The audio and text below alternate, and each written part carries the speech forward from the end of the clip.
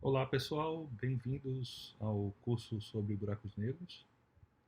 Meu nome é Bruno Carneiro da Cunha, eu sou professor da Universidade Federal de Pernambuco, no Departamento de Física, e eu vou tentar resumir aqui nestes 2 horas de curso alguns fatos sobre o buraco negro. A gente vai focar basicamente na história dos buracos negros, como é que a ideia se desenvolveu até o meados da década de 70, nesta primeira parte. E na segunda parte a gente vai falar sobre as aplicações da ideia de buraco negro, o que ela ajuda a gente a entender o universo, e algumas propostas sobre a sua estrutura, as questões que estão em abertos e como a gente pode resolver elas e como elas podem ajudar a gente no entendimento de gravitação e de física em geral. Sejam bem-vindos. Então, a ideia de que a gravitação pode ser uma coisa extremamente forte vem desde o início, desde a teoria, a formulação da gravitação universal por Newton. No início, as pessoas se davam conta que, como a gravitação atrai todos os corpos massivos, então a luz poderia ser atraída pela gravitação se fosse um corpo massivo. O próprio Newton coloca essa questão no final do Principia. Ao longo do século 17 e 18, essa ideia foi tomando corpo. A gente pode colocar alguns nomes aqui, que vocês podem procurar os detalhes, quem estiver realmente interessado em história, de estrelas ou corpos celestes que fossem tão massivos, de tal forma que a velocidade de escape fosse igual à velocidade da luz. Na época já se sabia que a luz tinha velocidade finita.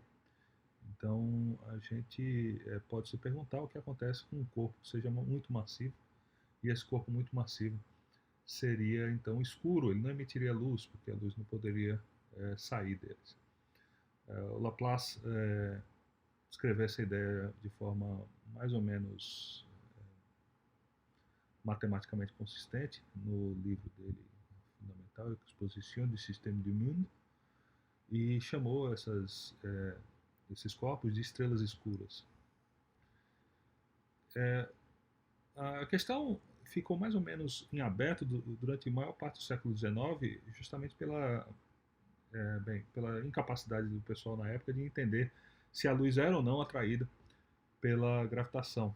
Então, a coisa realmente só começou a se desenvolver melhor com Einstein, que começou a se perguntar se a luz for atraída pela gravitação, a gente pode entender vários efeitos. Um deles seria o desvio dos raios de luz, que a gente vai falar daqui a pouco, mas também deslocamento gravitacional de linhas espectrais, um fenômeno que ele foi o primeiro a propor e que é mensurável hoje. Na verdade, é um dos casos mais diretos de interação entre gravitação e luz. As linhas espectrais, a luz emitida no decaimento de estados excitados de átomos, ela sofre um leve deslocamento por conta da atração gravitacional. Isso é uma das coisas medidas no laboratório hoje. Mas a forma particular disso não pode ser dada pela lei de Newton. Então, porque a massa associada à luz é zero, classicamente. Então, o mecanismo de atração entre luz e gravitação era praticamente desconhecido até Einstein formular a teoria dele.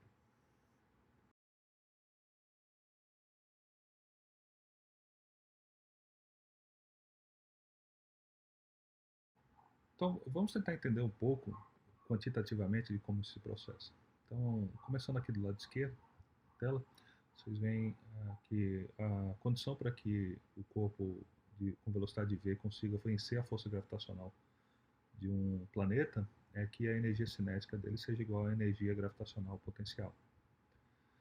Se você pensar nessa fórmula como uma restrição no raio, dado uma velocidade, ou seja, a partir de qual raio você consegue vencer a força gravitacional dado uma velocidade, você pode substituir a velocidade pela maior velocidade possível, segundo a relatividade, que é a velocidade da luz, e a partir daí você acha uma expressão para uma distância, um raio. Esse é o chamado raio de Schwarzschild, que aparece muitas vezes durante o curso. E ele é essencialmente 2 vezes a massa do planeta, do estrela, do corpo. Muitas vezes a gente vai tratar a constante gravitacional G e a velocidade da luz como o que implica simplesmente numa redefinição de unidades. E vai ficar mais claro o que a gente vai falar daqui para frente. Do lado direito do slide você vê um diagrama espaço-temporal e a ideia de relatividade é que deslocamentos temporais, que são modelados nesse diagrama como o eixo das ordenadas, o eixo vertical, eles são proporcionais aos deslocamentos espaciais, que são descritos na figura como deslocamento horizontal, ΔX, e a razão entre esses dois deslocamentos para dois eventos, dois pontos ligados por um raio de luz, que está representado pela linha diagonal, é sempre a velocidade da luz. Então, qualquer que seja o referencial medindo o ΔX e o ΔT. Isso, então, dá origem à ideia de transformações de Lorentz e dá origem à ideia de intervalo, que é o que um observador que está em repouso com um certo referencial inicial mede entre dois eventos. E ele é dado simplesmente pela diferença entre o quadrado de c vezes ΔT menos o quadrado do deslocamento espacial. Então, essa quantidade, ou melhor, o quadrado dessa quantidade, é chamado de intervalo, e intervalo próprio. Esse intervalo é uma quantidade mensurável diretamente. Isso traz um problema quando a gente vai pensar em gravitação, porque a fórmula da gravitação newtoniana é que a força entre dois corpos ela é diretamente proporcional ao produto das massas desses corpos e inversamente proporcional ao quadrado da distância. Bem, com relação à massa, a gente vai ter mais o que falar daqui a pouco, mas a gente vai deixar o problema para depois. Vamos focar agora na definição de distância. Se a distância não é uma quantidade invariante por observador, cada observador mede sua distância, então fica difícil comparar como a força medida por um observador seria relacionada com a força medida por outro observador. Então, isso dá uma dubiedade no conceito de força gravitacional. Note que essa dubiedade não existe nas equações de Maxwell. Apesar de que as equações de Maxwell também têm uma força colombiana, quando a gente faz uma mudança de referencial, as cargas que dão origem a essa força colombiana, elas começam a se mover, e ao se mover elas geram correntes, e essas correntes geram campo magnético. Então a quantidade que deve ser considerada em eletromagnetismo não é a força colombiana, a força que varia com o inverso do quadrado da distância, mas sim, e isso aqueles de vocês que já viram um curso de eletromagnetismo relativístico devem ter visto, é o conjunto, é a combinação dos campos elétricos e magnéticos, que a gente normalmente, ou tecnicamente chama de tensor de Faraday. Esse tensor de campo, ele mistura os campos elétricos e magnéticos e há uma mistura entre esses dois quando você faz uma transformação de referencial inicial, também chamada transformação de Lorentz. Então a pergunta que fica agora é: se a força gravitacional que vocês aprenderam, a força newtoniana, ela dá origem, via mudança de referencial, a uma espécie de força magnética que acompanha ela, em analogia com o que acontece em eletromagnetismo.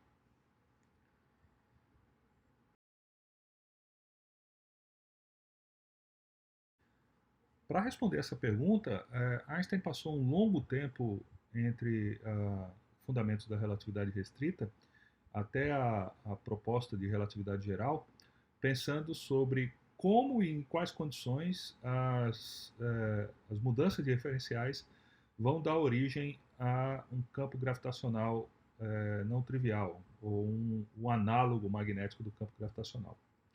Então, a primeira coisa que pode se pensar aqui é no experimento do balde d'água, que foi proposto por Newton ainda no século XVII. Esse experimento é bem simples. A gente sabe que quando você coloca água dentro de um balde, essa água ela preenche o balde até uma determinada altura e a interface entre a água e o ar é plana, é reta. Isso é devido à força gravitacional, por exemplo, a força gravitacional que a Terra exerce sobre o balde. Porém, quando você faz o balde girar na figura à esquerda, na parte direita da figura à esquerda, essa interface entre a água e o ar, ela fica ela se curva, ela torna esse perfil um paraboloide de revolução. Isso é um exercício tradicional em mecânica dos fluidos que vocês podem rever olhando os livros de física básica. Um livro bom de física básica, pelo menos. Então, Newton se perguntou, né, já que a mecânica deveria ser uma coisa independente do referencial, o que aconteceria se, ao invés de girar o balde, como está sendo mostrado aqui, ele mantivesse o balde no lugar e girasse o que ele chamou de estrelas fixas. A gente poderia dizer girar o resto do universo. Então teria que acontecer uma coisa estranha, de forma que, ao girar o resto do universo, a superfície, ou a água no balde, a superfície da água no balde, ela se curvaria em resposta a esse giro do resto do universo. Então, isso é uma questão que, do jeito que Newton colocou, é uma questão mais filosófica do que propriamente física, porque na época não havia nenhum mecanismo matemático para que você conseguisse quantificar essa relação entre o resto do universo e o balde. Porém, essa mesma questão acabou entrando na cabeça de vários filósofos e físicos ao longo dos séculos XVIII e XIX, porque aparentemente a resposta da água dependia do resto do universo. Isso muitas vezes tem um nome de princípio de Mach, vindo do filósofo e físico alemão no final do século XIX, de que o próprio conceito de inércia estaria relacionado com a interação entre o corpo e o resto do universo.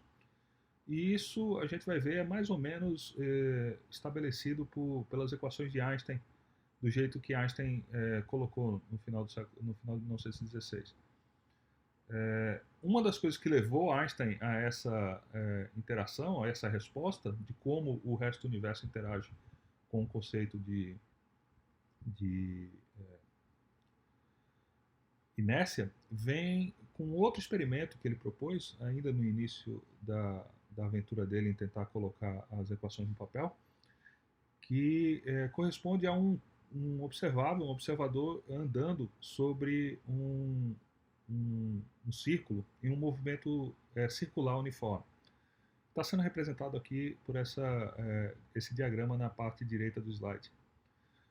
Uma pessoa que estiver andando sobre esse círculo, ela vai manter uma velocidade linear constante, e a gente, para efeitos de conta aqui, vai simplesmente colocar essa velocidade como proporcional ao raio. Então, vocês podem ter uma relação entre velocidade linear e velocidade angular. Essa pessoa vai medir uma distância r até o centro do círculo, até o ponto fixo da rotação, do jeito que ele está vendo no universo.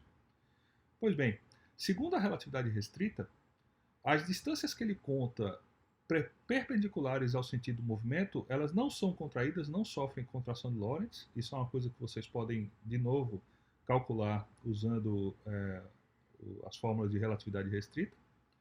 Enquanto que o deslocamento que essa pessoa vai medir ao longo da velocidade, ou seja, linear, paralela à velocidade, vão sim sofrer contrações de Lorentz.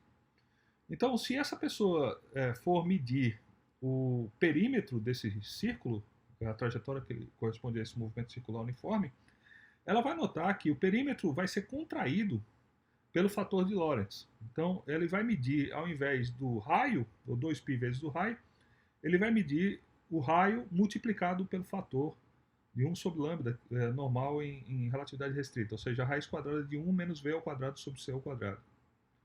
Isso implica que, se alguém perguntar a ele qual é a razão entre o perímetro de um círculo e o raio do círculo, ele vai chegar a uma conclusão que parece estranha, de que não só isso não é exatamente 2π, não é uma constante, como também isso é uma razão que depende da velocidade. Então, Einstein chegou à conclusão de que, se você for levar a ideia de relatividade e de física local às últimas consequências, então a geometria que é descrita por um observador tomando distâncias, ou seja, medindo distâncias dentro desse universo, não pode ser uma geometria euclidiana, porque um dos axiomas da geometria euclidiana, ou pelo menos dos teoremas que os axiomas da geometria euclidiana levam, é que a razão entre o perímetro de um círculo e o raio é uma constante, 2π. Então Einstein se deu conta de que ele precisava de uma geometria não euclidiana para lidar com esse fenômeno. E a razão pela qual ele chegou a essa conclusão é que o observador que está fazendo essas medidas, ele está se movendo numa curva acelerada, ou seja, ele é um observador não inercial. Então, segundo ele, na concepção de relatividade, a consideração de sistemas de referenciais não inerciais leva naturalmente à ideia de geometria não euclidiana.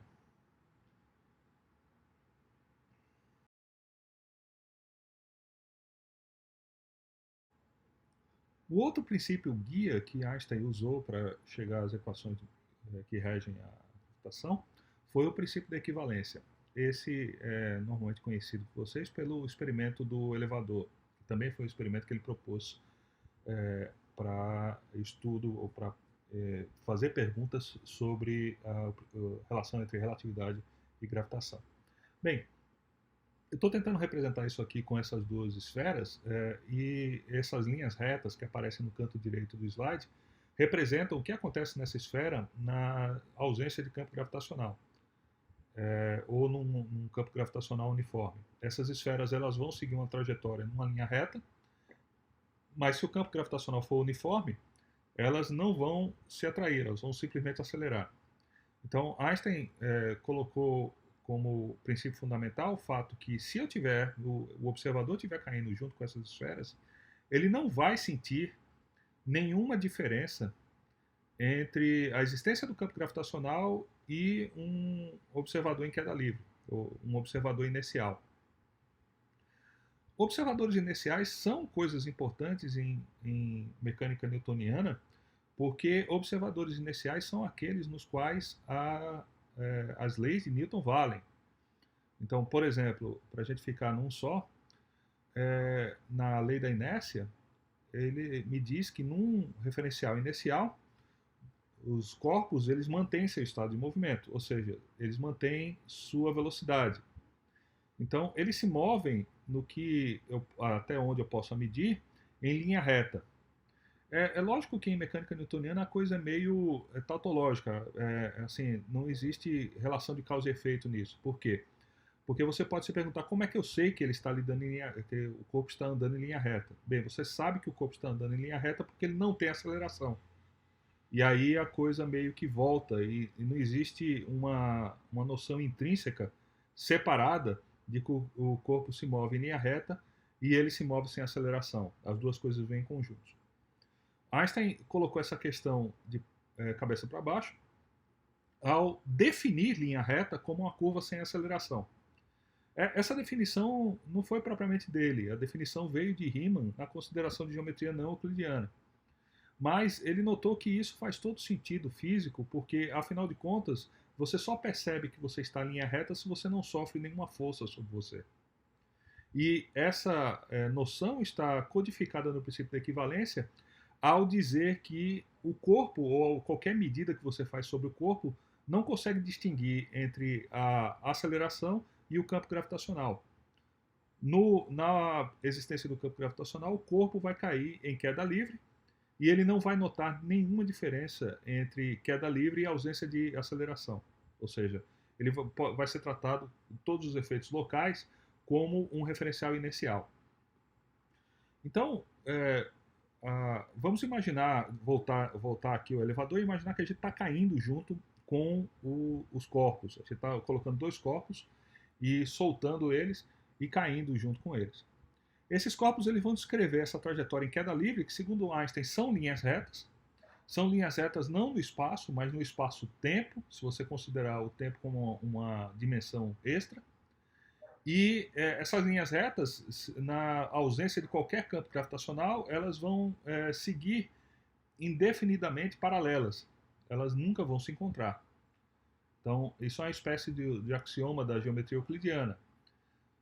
Dois corpos que estão agora com velocidades iniciais paralelas no espaço-tempo, eles vão continuar e nunca vão se encontrar à medida que eles caiam, na ausência, logicamente, de campos gravitacionais.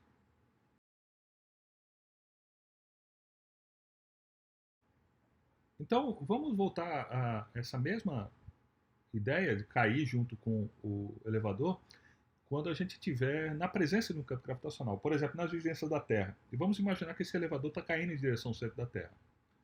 Quando a gente está caindo junto com os corpos, né, com as duas bolas, a gente não vai notar nem essas bolas se aproximando ou se afastando de princípio, porque estamos todos caindo na mesma direção, do centro da Terra. Mas à medida que a gente se aproxima do centro da Terra, a gente vai notar que essas duas bolas vão se aproximar gradativamente. O que isso quer dizer? Bem, isso quer dizer que aquelas bolas que a gente, do início do processo, que a gente imaginou que seguiriam trajetórias que são linhas retas, paralelas, elas começam a se aproximar. Se você esperar até que isso caia, passe pelo centro da Terra, essas duas bolas, na verdade, vão chegar ao mesmo ponto e vão bater. Então, o que há é uma focagem dessas linhas retas. Essas linhas retas que começam paralelas, elas, à medida que você prossegue no tempo, elas focam e se cruzam. Isso, então, implica que linhas paralelas agora se encontram. E isso é um outro indício de que você precisa de uma geometria não euclidiana para falar de gravitação.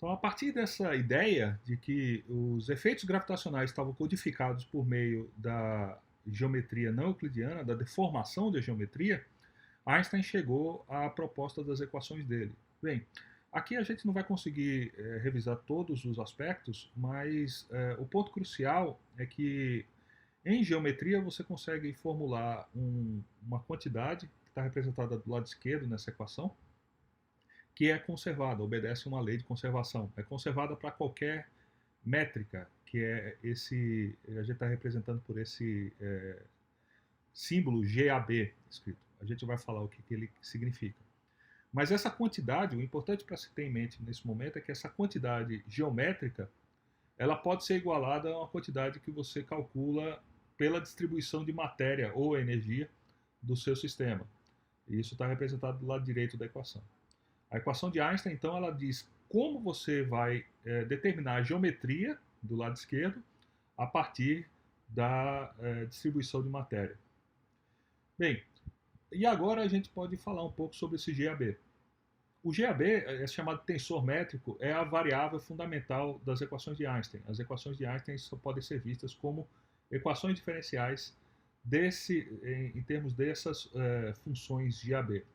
O problema é que elas são equações diferenciais não lineares, são altamente não lineares, e elas são interagentes, elas misturam diferentes componentes dessa quantidade de GAB. Essa quantidade de GAB, ela dá o elemento de intervalo que a gente definiu em relatividade restrita. Então, o propósito da relatividade geral é que o elemento de intervalo, que em relatividade restrita contava o tempo próprio medido por um observador inercial, esse elemento de intervalo é uma quantidade dinâmica, ela vai ser determinada pela distribuição de matéria do resto do universo. É por isso que muitas vezes as pessoas falam que as equações de Einstein são a formulação quantitativa do princípio de Mach, porque o princípio de Mach dizia exatamente isso, que o elemento de intervalo era determinado pela distribuição de matéria do resto do universo. A novidade aqui é que essa distribuição de matéria, ela pode ser arbitrária e ela própria, ela obedece também uma um feedback, uma retroação da geometria. Então, essas equações elas são muito mais complicadas do que as outras equações de movimento que a gente aprende em mecânica. Elas não são facilmente solúveis, são solúveis em alguns subcasos muito especiais, mas, em princípio, elas nos dizem como a geometria do universo se deforma, como as noções de reta paralela do universo se comportam, dado uma presença de campo de matéria. Então, eu estou tentando representar isso por essa figura aqui do lado direito do slide, em que o movimento de uma estrela ela deforma o espaço-tempo, ou a noção de espaço-tempo ao redor. E ela deforma no sentido que esses relógios que você tem em cada ponto aqui desse, cada vértice desse reticulado, eles vão marcar tempos diferentes à medida que a evolução do sistema seja executada. Então, relógios que estão mais próximos da fonte de matéria e energia vão responder de forma mais acentuada que relógios que estão mais fora, que estão mais longe. Relógios que estão mais longe vão responder quase como a métrica de Minkowski, o intervalo dado pela fórmula de Minkowski. Enquanto que os relógios que estão próximos à fonte de matéria e energia vão responder de forma mais acentuada. Então, isso está representado quantitativamente nessa equação abaixo no slide, em que o elemento de intervalo, que é d-tal, ele é dado por essa fórmula, a parte do lado direito da equação, como uma função do elemento de deslocamento temporal, por assim dizer, o dt. A gente vai ver que nem sempre é muito fácil fazer a interpretação do dt como deslocamento temporal, mas a gente pode começar assim. E o deslocamento espacial, que é dado por dr, dθ e dφ, isso em coordenadas esféricas. E a gente está vendo que existe uma dependência explícita desse elemento de intervalo com a posição. É dada, nesse caso, pelo r, aqui na frente do dt ao quadrado e do dr ao quadrado, e por r ao quadrado aqui na frente do elemento de intervalo da esfera. Embora que esse r ao quadrado seja talvez mais familiar para vocês pelas fórmulas de elementos de linha que aparecem quando você estuda cálculo de muitas variáveis, ou operadores diferenciais em coordenadas esféricas. Aqui tem uma espécie de coordenada esférica também, só que o dr está sendo modificado por esse termo 1 menos 2gm sobre c ao quadrado vezes r. E essa modificação, essa deformação, ela dá o efeito da existência desse corpo no espaço-tempo. Esse corpo que é situado, essa fonte de energia-momento situada na distância r igual a zero. No ponto r igual a zero, eu deveria dizer. Mas então, essa equação, na verdade, ela é a solução das equações de Einstein na ausência de matéria e para conformações de campo esfericamente simétricas. Então, isso aqui é uma espécie de solução análoga à lei de Coulomb como derivada das equações de Maxwell. E ela vai dizer qual é a forma do campo gravitacional na presença de um corpo com simetria esférica localizado no ponto r igual a zero.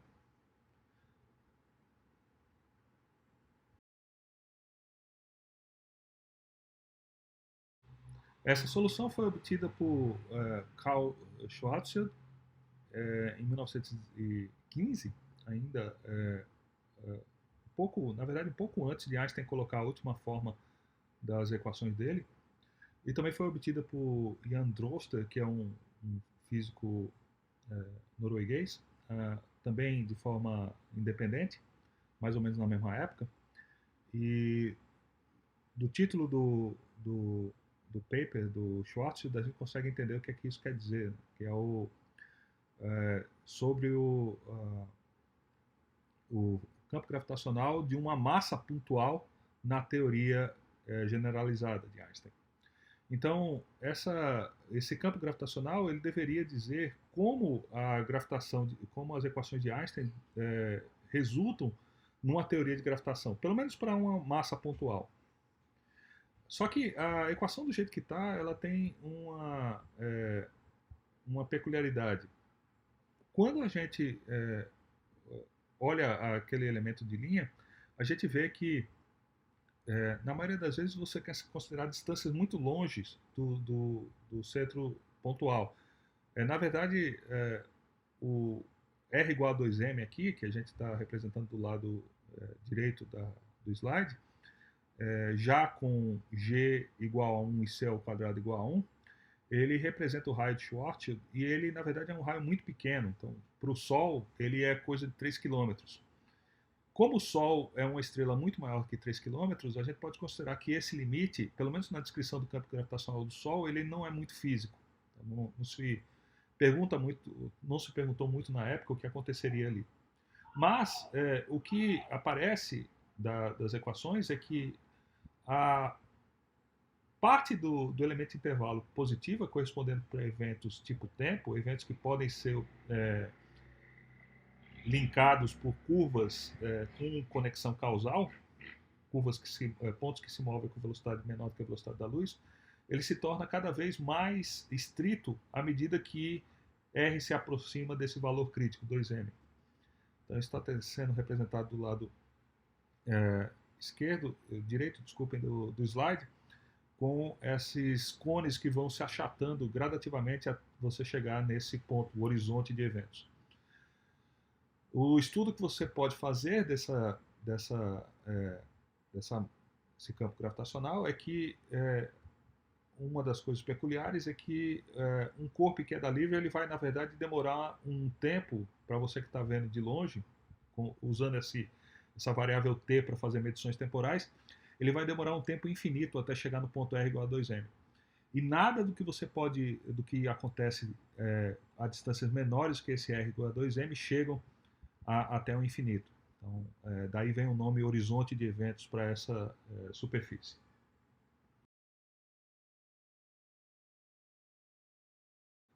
Deixando de lado essas sutilezas por enquanto, vamos falar dos sucessos que foram preponderantes para a aceitação da relatividade geral. O primeiro foi feito pelo próprio Einstein no paper em que ele propôs a teoria, que é um cálculo da precessão do periódico de Mercúrio, que é um efeito que já se sabia há mais de 100 anos e para o qual não existia explicação aceitável. Isso consiste num recuo de arco da órbita de Mercúrio ao redor do Sol, e o efeito é muito pequeno, é da ordem de 43 segundos de arco por século terrestre. Então, o efeito, apesar de ser muito pequeno, já podia ser mensurado na época e não poderia ser atribuído a nenhuma outra fonte conhecida, os outros planetas conhecidos na época ou alguma outra flutuação solar. Bem, o ponto é que Einstein, na teoria da relatividade restrita, já predizia um efeito para essa precessão, que era, na verdade, metade do efeito mensurado. A primeira coisa que Einstein calculou depois das equações do resultado das equações de movimento foi o que aconteceria com essa precessão em relatividade geral. Então, o efeito de de relatividade geral dobraria essa precessão, e o resultado obtido foi, curiosamente, bastante preciso em termos do que se tinha na época. O cálculo deu exatamente 43 segundos de arco. Isso foi dos pontos fundamentais para a aceitação da teoria. Apesar de que parecia muito bom para ser verdade. Logo depois, em 1919, foi feita uma medição do segundo efeito que Einstein tinha predito no paper original dele, que é o desvio da luz por atração gravitacional solar. Então, pelo fato da luz ter que forçosamente passar muito perto do Sol para sentir o efeito apreciável, isso só pode ser medido de fato durante eclipses totais do Sol, que não acontecem toda hora. Então, o segundo eclipse, depois da formulação da teoria, seria no hemisfério sul. Então, as condições seriam melhores na ilha de São Tomé e Príncipe e no Brasil, no Ceará. E uma missão veio para Sobral, no Ceará, para fazer a medição das estrelas que estavam na hora perto do Sol, vistas perto do Sol. Então, isso foi uma medição muito importante feita pelo laboratório de Cambridge, do Sir Arthur Eddington, e foi um dos testes fundamentais para a relatividade geral, porque, como eu tinha dito antes, na época não estava claro se a luz era atraída gravitacionalmente ou não.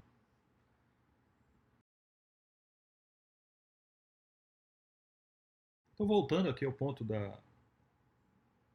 do problema que aparece na solução de Schwarzschild, vocês notem que nesse raio de Schwarzschild, como a gente falou, 3 quilômetros com a massa solar, ele na verdade é proporcional à massa. Então, se a massa for 2 vezes maior do que a do Sol, ele é 6 quilômetros e assim por diante. Você pode colocar a pergunta agora, que foi o que os físicos fizeram na época, que se isso é fisicamente relevante, porque você não consegue imaginar que tipo de mecanismo poderia comprimir a massa solar numa dimensão tão pequena, uma região tão pequena. Vocês vejam que o Sol ele é mantido em equilíbrio pela pressão de radiação dos processos termonucleares que acontecem no Sol, sendo equilibradas pela gravitação. E essa pressão de radiação, ela acontece sempre que você junta os, os ingredientes muito próximos. E mesmo com a perda de energia causada pela emissão de luz, o Sol, na verdade, perde muito pouco da massa dele ao longo da evolução estelar. Então, mesmo usando a relatividade restrita, você pode estimar que ao longo da vida ativa, uma estrela perde entre 30% e 40% da massa em forma de energia. Então, vocês podem notar que isso é uma coisa muito pequena se você lembrar que a vida média é da ordem de bilhões de anos. Então, na época não estava muito claro de que tipo de mecanismo poderia aparecer para que a estrela perdesse tanta energia ao ponto de se compactar numa região tão pequena. Então, a relevância dessa fórmula do intervalo dada por Schwarzschild a relevância física, pelo menos, é condicionada à existência do mecanismo físico para que a estrela possa se comprimir a esse ponto. Então, isso é uma questão que ficou em aberto durante muito tempo, porque em 1919, 1920, não havia nem mecânica quântica, então as pessoas tinham muito pouco entendimento de como a estrela funcionava. Apesar de que você poderia criar modelos com plasma e plasma clássico, a reação termonuclear que dá origem a toda a energia dissipada pela estrela, ela não era conhecida. Então, não existia mecanismo para você prever o que aconteceria com a estrela ao longo de sua vida, ou se houvesse outros tipos de mecanismos que poderiam fazer com que corpos perdessem tanta energia ao ponto de se tornarem tão compactos. Então, isso teve que esperar bem, a evolução do resto da física.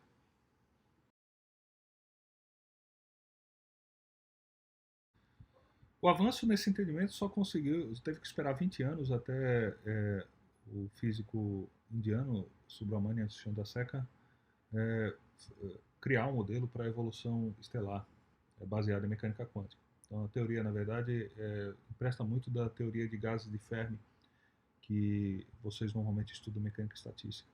Então, a ideia era que para a evolução estelar, no final da existência, haveria pressão da degenerescência dos átomos balançando a atração gravitacional. O que Chandrasekhar provou é que, à medida que o número de constituintes, ou seja, o número de partículas nessa estrela aumentasse, a pressão de radiação, a pressão exercida pela degenerescência de, de, do princípio da exclusão de Pauli, né, a pressão que faz com que as partículas se separem, ela seria eventualmente vencida pela atração gravitacional. Então, isso acontece em dois níveis, na verdade. O primeiro é quando as partículas se dissociam em átomos, os átomos se dissociam entre o núcleo e os elétrons. Então, essa primeira transição, a estrela ela se torna eletricamente neutra, porque quando os elétrons se dissociam, eles são capturados pelos núcleos, a órbita dele se deforma tanto que ele é capturado pelo núcleo, e os prótons então absorvem a carga eletrônica e se tornam nêutrons. Então você fica essencialmente com nêutrons formando sua esfera. O segundo processo é quando a própria degenerescência entre os nêutrons, que vocês lembram são férmions, ela já não é mais suficiente para contrabalançar a força gravitacional. Então, esse ponto é o ponto que está num ponto muito massivo, que está sendo descrito por esse ponto D aqui nesse gráfico, que acontece quando a estrela fica muito massiva. Aqui está com estimado pelo próprio Chandrasekhar como 1,6 vezes a massa solar. E a partir desse ponto, a configuração de nêutrons seria instável e a estrela sofreria o que o Chandrasekhar chamou de colapso gravitacional. Os nêutrons iriam se juntar em alguma outra coisa e, ao se juntar, a estrela ficaria muito mais compacta. Então, em princípio, nenhuma equação de estado, nenhuma pressão seria suficientemente alta para contrabalançar a atração gravitacional. E isso deu o primeiro indício que a métrica achada por Schwarzschild, ela estaria ainda assim válida quando M fosse grande o suficiente, descrevendo o que o Laplace, o Michel e o pessoal antes chamou de estrelas escuras. Ela seria tão compacta, a massa seria tão pequena que a velocidade de escape seria maior do que a velocidade da luz e nada poderia sair da estrela.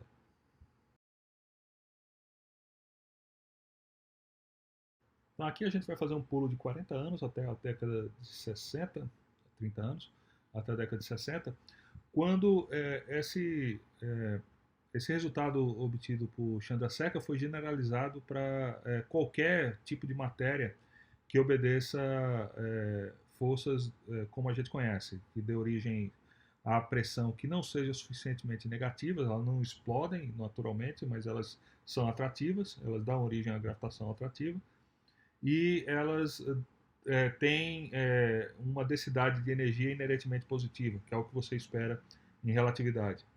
Então, o Penrose e o Hawking, no final da década de 60, mostraram que tais corpos, sob essas condições, eles sofreriam o que se chama hoje de colapso gravitacional.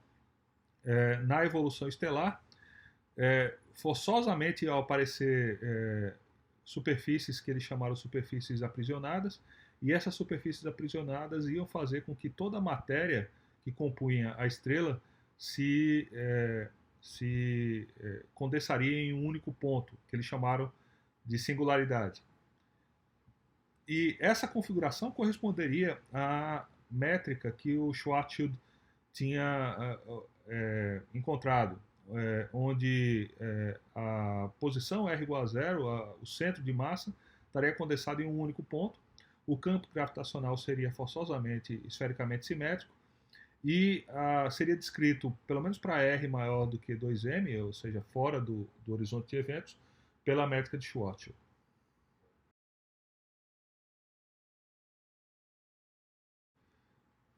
Então, na época, era uma questão que não poderia ser muito bem entendida, né, de como essas métricas apareceriam, porque o resultado obtido por Hawking e Penrose era suficientemente geral, mas não se conhecia muitas métricas que davam origem a esse fenômeno. Na verdade, só se conhecia uma, a própria métrica de Schwarzschild.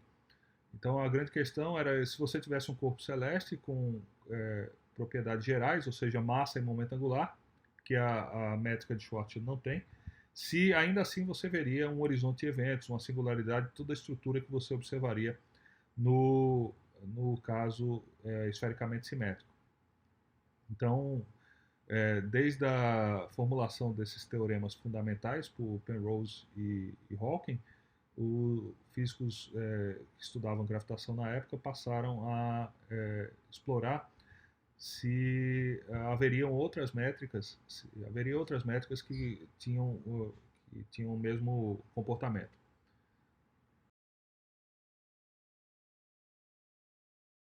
Então, essa outra métrica foi encontrada por Roy Kerr, um físico neozelandês, e a fórmula dela é bastante complicada, está aqui representada nessas duas linhas do slide, com funções de R e θ, das variáveis angulares e radiais, e ela corresponde, na verdade, à métrica mais geral de um corpo com rotação e massa positiva, na ausência de outros tipos de matéria. Uma das coisas que foram encontradas é que essas métricas elas são exemplo de uma estrutura algébrica das equações de Einstein. É curioso porque essa métrica então foi encontrada com uma espécie de inspiração matemática mais do que uma inspiração física. Ela foi primeiro encontrada como um exemplo das métricas especiais que estavam sendo consideradas na época, e só depois foi se dado conta que essa métrica correspondia ao campo gravitacional de um corpo com massa positiva, mas girante. Então, o campo gravitacional não era mais esfericamente simétrico.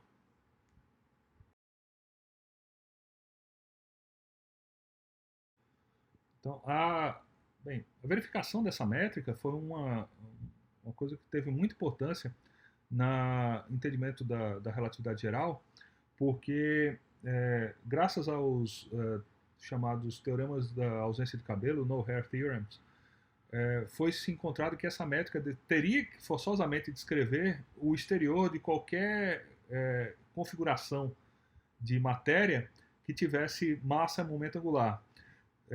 Imediatamente depois do resultado de Kerr, Newman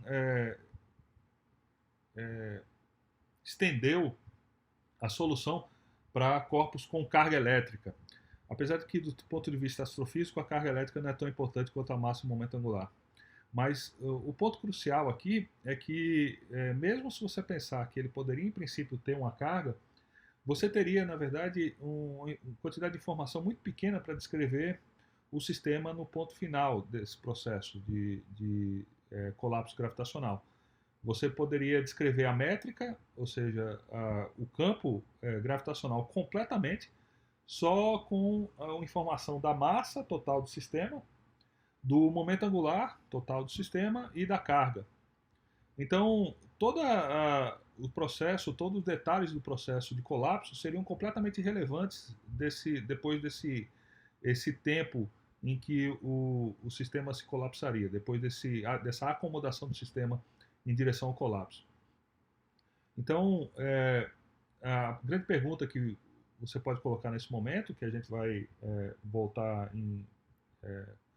a seguir nas aulas, é que como você pode então recuperar a informação que foi colocada na configuração inicial da estrela que colapsou depois do colapso. se é que há essa informação e como essa informação aparece. O segundo ponto é que a métrica de Kerr, então, ela mais do que uma, uma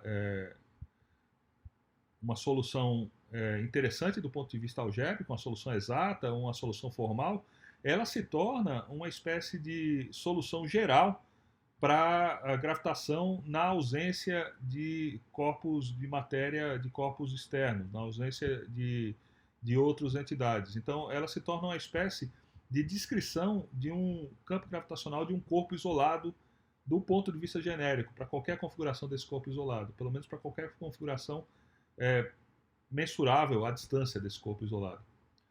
Então, esse tipo de relação fez com que a métrica de Kerr fosse muito estudada e que a descrição dessa métrica de Kerr, que vai ser essencialmente o restante da aula, se torne uma espécie de ponto fundamental do laboratório para qualquer outra intuição que você vai construir em gravitação.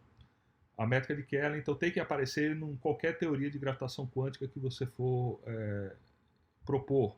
As descrições ou as implicações que ela traz para tanto para a física teórica, ou seja, como você pode descrever o sistema no exterior da métrica de Kerr, a distância grande do centro de campo, da fonte do campo, quanto qualquer outra teoria que você propor tem que concordar com o que a métrica de Kerr está dizendo para aquela teoria. Então você tem que recuperar as proposições obtidas pelo estudo da métrica de Kerr.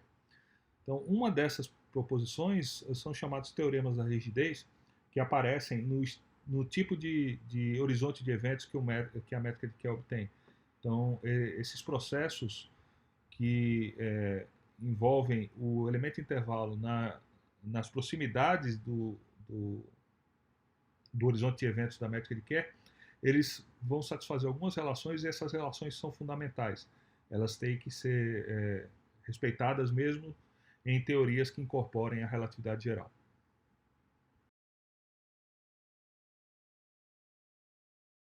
Então vamos falar de duas dessas relações que serão úteis para discussão consequente. Então, a primeira é o chamado teorema de Carter, que diz que essa quantidade kappa, que é definida como uma espécie de aceleração gravitacional no horizonte de eventos, então há um efeito de correção aí do fator de redshift entre o horizonte de eventos e o infinito, que tem que ser levado em conta. Essa aceleração gravitacional ela é constante ao longo do horizonte. Então, para Schwarzschild, para a métrica de Schwarzschild, você pode fazer o cálculo dela de forma usual, é a aceleração do vetor DADT à medida que você se aproxima do horizonte, e ela é dada por essa expressão, 1 sobre 4G, G é a constante de gravitação universal, vezes a massa. Então, ela é inversamente proporcional à massa. E como o corpo tem simetria esférica, e a gente está calculando isso num ponto de R, né, no horizonte, R igual a 2m, então não é tão impressionante que essa quantidade é constante. O que o Carter mostrou é que essa quantidade é constante mesmo no buraco negro de Kerr. Na verdade, ele não precisa nem ser uma solução da equação de Einstein. Você não precisa ter necessariamente uma solução da equação de Einstein. Você precisa ter uma coisa chamada isometria nula, um horizonte de Killing. É um termo um pouco técnico que eu não quero entrar aqui. Mas essa quantidade é uma constante. O importante é que essa quantidade é uma constante ao longo do horizonte. A segunda coisa que eu vou falar é a chamada lei do aumento da área. Então, o buraco negro tem um horizonte de eventos. O horizonte de eventos tem uma área associada. Ele é esfericamente simétrico para o buraco negro de Schwarzschild e a área dele é dada pela fórmula usual 4π vezes r ao quadrado, onde r é o raio de Schwarzschild. O que o Hawking e o Penrose mostraram, junto com os teoremas de singularidades que a gente já falou, foi que quando você considera dois buracos negros, cada um com sua área de horizonte de eventos, e considera um evento em que os dois buracos negros se juntem, então esses horizontes de eventos se amalgamam, né? E essas quantidades da área, elas se adicionam, mas não só, devido à existência de outros efeitos, por exemplo, como as rotações desses buracos negros se acoplam, ou na emissão de ondas gravitacionais, que a gente vai falar um pouco daqui a pouco, como essas coisas se processam, dos detalhes da transição, a área do buraco negro que é resultado desse processo de colisão pode ser maior do que a soma das áreas anteriores. Então, uma das coisas que eles mostraram é que a área do horizonte de eventos, a área total do horizonte de eventos, todos esses buracos negros, ela nunca decresce. Isso também é uma coisa. Essa depende crucialmente do fato que você tem as equações de Einstein, no vácuo pelo menos, mas ela também é uma consideração fundamental. Desde que você tenha matéria satisfazendo algumas condições, por exemplo, a pressão não é muito negativa e a densidade de energia é sempre positiva, então esse aumento da área, esse não decrescimento da área, sempre acontece.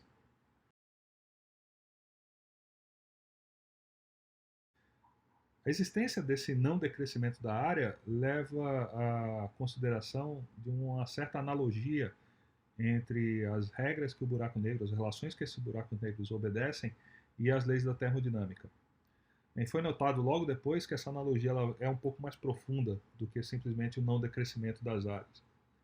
Então você pode pensar aqui nesse processo em que você tem um certo gás, esse gás é descrito por um estado, por exemplo, você pode conhecer a pressão, o volume e a temperatura dele, ou outras variáveis termodinâmicas, e você considera essa caixa contendo esse gás nas vigências do buraco negro.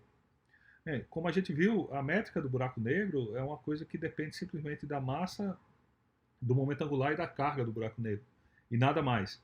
Não existe nenhuma diferença se esse buraco negro tem ou não tem entropia, desse ponto de vista. A gente pode considerar se o campo gravitacional for o único grau de liberdade possível, como o campo gravitacional ele é determinado por essas quantidades, a massa, o momento angular e a carga, então, na verdade, ele não tem entropia, a entropia dele é zero.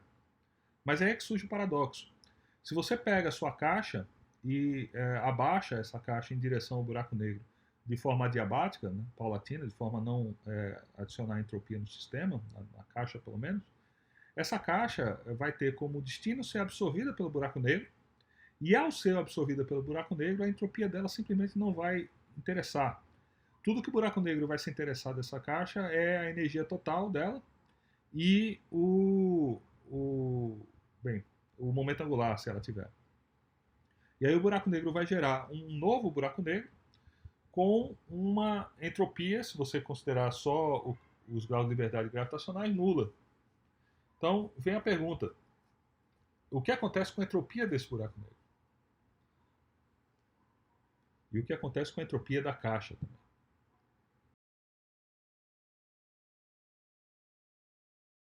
Dessas considerações, desse tipo de fenômenos, apareceu a proposta por Bekenstein, em 1973, de que o buraco negro teria, sim, associado a ele uma entropia. Essa entropia era dada pela área do buraco negro, um termo proporcional à área.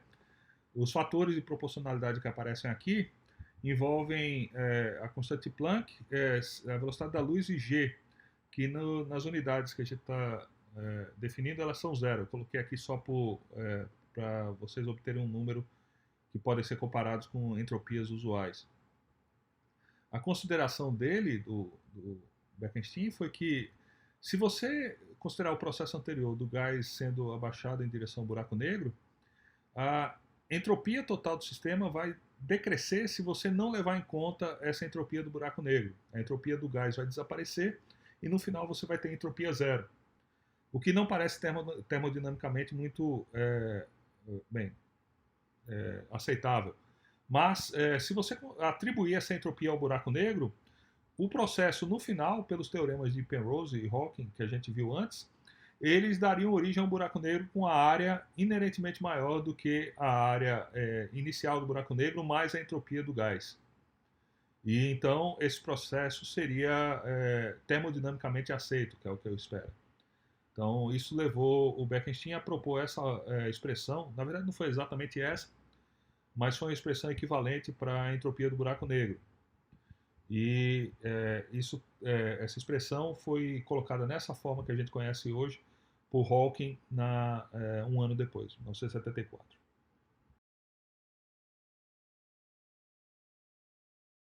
Então, um dos pontos é que Hawking chegou à fórmula em que a entropia era proporcional à área, e ele também calculou a emissão de um buraco negro, a emissão devido a efeitos quânticos, devido a flutuações quânticas. A gente vai ver isso no próximo slide.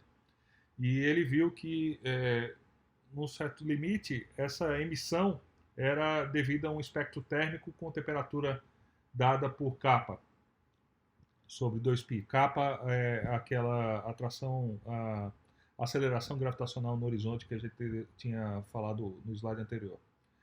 Então, ele poderia realmente interpretar essa aceleração como uma medida da temperatura do buraco negro. Isso faz com que você tenha um análogo termodinâmico completo, porque você tem que essa temperatura, pelo teorema da rigidez, ela é constante ao longo do horizonte, então você pode rotular o buraco negro com esse valor de temperatura, dizendo, olha, ele está em equilíbrio térmico com essa temperatura, e você pode dizer que nos processos termodinamicamente aceitos, a entropia total, dada pela entropia da matéria que você tem mais a entropia de Bekenstein-Hawking, ela não decresce em processos físicos. Então, a analogia que está sendo representada aqui na lei zero da termodinâmica e na segunda lei da termodinâmica.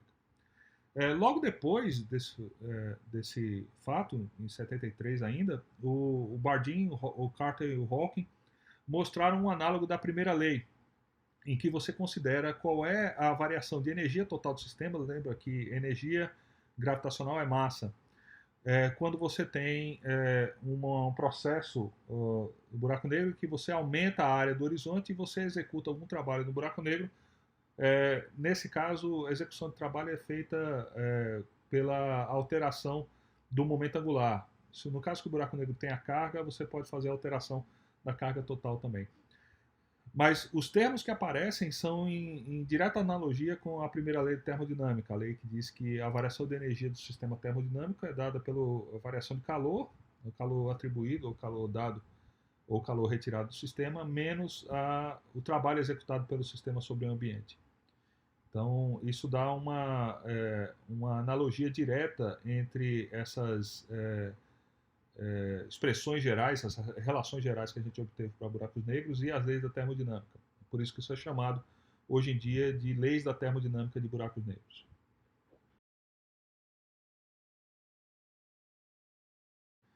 Imediatamente após a proposta de Bekenstein para a entropia do buraco negro, Hawking se deu conta que, como o buraco negro tem uma entropia e tem uma energia associada, a energia sendo a massa total, então ele forçosamente tem que ter uma temperatura. Mas se ele tem uma temperatura, se ele é um corpo com a temperatura, ele tem que irradiar.